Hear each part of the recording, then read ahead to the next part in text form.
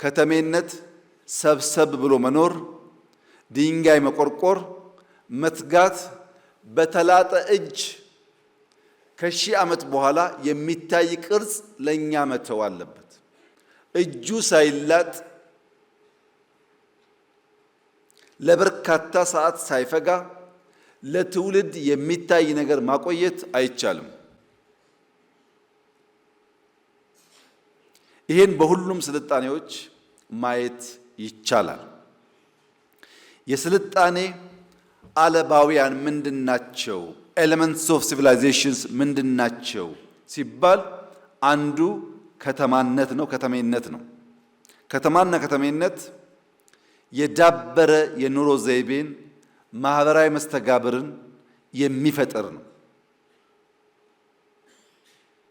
ሼክስፒር if not the people what the city ይላል።